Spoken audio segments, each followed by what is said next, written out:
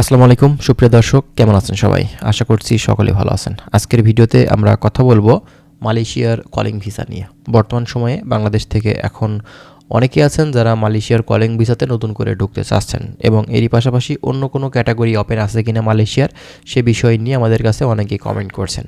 তো আজকের ভিডিওটি বেশ গুরুত্বপূর্ণ, বিশেষ করে মালয়েশিয়ার কলিং ভিসা এবং এরই পাশাপাশি অন্য ক্যাটাগরির ভিসার কী পরিস্থিতি সে বিষয় নিয়ে আমরা কথা বলতে চাচ্ছি। বিশেষ করে আপনার হচ্ছে স্টুডেন্ট ভিসা, ট্যুরিস্ট ভিসা এবং আপনার হচ্ছে কলিং ভিসা, এর পাশাপাশি অন্য ক্যাটাগরির যে ওয়ার্ক ভিসাগুলো আছে সেই ভিসাগুলো নিয়েও কিন্তু আমরা কথা বলবো। অবশ্যই ভিডিওটি স্কিপ করবেন না, শেষ পর্যন্ত দেখবেন। অনেক কিছু গুরুত্বপূর্ণ তথ্য আজকের ভিডিও থেকে আপনারা পাবেন। নতুন যারা আসবেন, যদি মালয়েশিয়া কলিং ভিসা সংক্রান্ত তথ্যগুলো আপনারা বিভিন্ন ধরনের বিষয় আশয় সম্পর্কে জানতে চান, কমেন্ট করে রাখবেন। আমরা সেই সব বিষয়গুলো নিয়ে কিন্তু পুনরায় কথা বলবো। চলুন শুরু করা যাক। ফার্স্ট অফ অল আপনাদেরকে বলি যে দেখেন, মালয়েশিয়ার কলিং ভিসা বিষয়ে কিন্তু অলরেডি আমরা বেশ কিছু ভিডিও আপনাদের মাঝে আপলোড করেছি এবং এই বিষয়ে আপনাদেরকে আমরা কিন্তু জানিয়েছি যে মালয়েশিয়ার কলিং ভিসাটা কিন্তু আমাদের বাংলাদেশিদের জন্য খুব শীঘ্রই ওপেন হয়ে যাবে। এর কারণ আপনারা কিন্তু জানেন যে বাংলাদেশে কোনো গভর্নমেন্ট ছিল না, বিধায় কিন্তু মালয়েশিয়ার কলিং ভিসা দীর্ঘদিন ধরে বন্ধ হয়েছিল এবং বাংলাদেশ থেকে তারা কিন্তু কর্মী নিচ্ছিল না। কিন্তু এখন নতুন করে আমাদের জন্য আবারও কিন্তু পুনরায় আমরা সুযোগ পেয়েছি।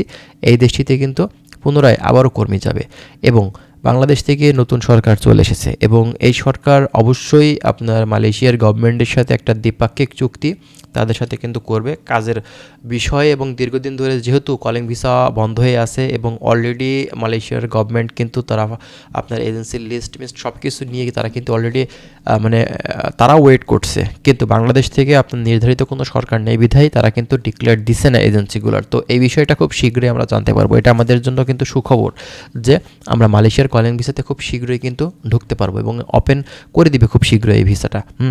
তো শুধুমাত্র মালয়েশিয়া যে বাংলাদেশ থেকে কর্মী নেয় তা কিন্তু না, অন্যান্য কান্ট্রিগুলো থেকেও কিন্তু কর্মী নিচ্ছে, এশিয়ার আরও বেশ কিছু দেশ থেকে, ঠিক আছে। তো বর্তমান সময়ে মালয়েশিয়াতে এখন শুধুমাত্র আপনার এই কলিং ভিসা না, এরই পাশাপাশি আরও 5 ক্যাটাগরিতে মূলত আপনার বিভিন্ন ধরনের সেক্টরে তারা কিন্তু কর্মী নিতে চাচ্ছে অলরেডি কলিং ভিসার পাশাপাশি, সেটাও কিন্তু আমরা দেখতে পেরেছি। এই বিষয়ে কিন্তু আমরা কথা বলেছিলাম আপনাদের মাঝে। এবং আপনার বাংলাদেশ থেকে এখন বর্তমান সময়ে কিন্তু ট্যুরিস্ট ভিসারও সুযোগ আছে মালয়েশিয়াতে। স্টুডেন্ট ভিসা নিয়েও কিন্তু আপনি সেখানে ঢুকতে পারছেন, নতুন করে এখন কোনো সমস্যা হবে না, ঠিক আছে। কিন্তু আপনার ট্যুরিস্ট ভিসা দিয়ে অনেকে সেখানে গিয়ে কাজ করতে চান। যদি আপনি কাজ করতে চান কাজ করতে পারবেন, কিন্তু ওয়ার্ক পারমিটে কনভার্ট করতে পারবেন না, কাগজপত্র হবে না। অবৈধ হয়ে গেলে তখন দেখা যাচ্ছে আপনি কাগজপত্র করে নিতে পারবেন, কিন্তু আপনি সেখান থেকে ইনস্ট্যান্ট ট্যুরিস্ট ভিসা থেকে ওয়ার্ক পারমিটে কখনোই কিন্তু কনভার্ট করতে পারবেন না, ঠিক আছে। আপনাকে অবৈধভাবে সেখানে কাজ করতে হবে। তো এই ইন্টেনশন না নিয়ে যাওয়াটাই সবথেকে বেটার। আর যদি আপনি স্টুডেন্ট হয়ে থাকেন সেক্ষেত্রে কিন্তু স্টুডেন্ট ভিসাতে আপনি সেখানে লেখাপড়া করার পাশাপাশি পার্ট টাইম জব যদি খুঁজে করতে পারেন হোটেল, রেস্টুরেন্ট বা অন্যান্য কাজে, সেক্ষেত্রে এটা আপনার জন্য কিন্তু বেস্ট হবে, ঠিক আছে। এটা আপনার ব্যক্তিগত ব্যাপার।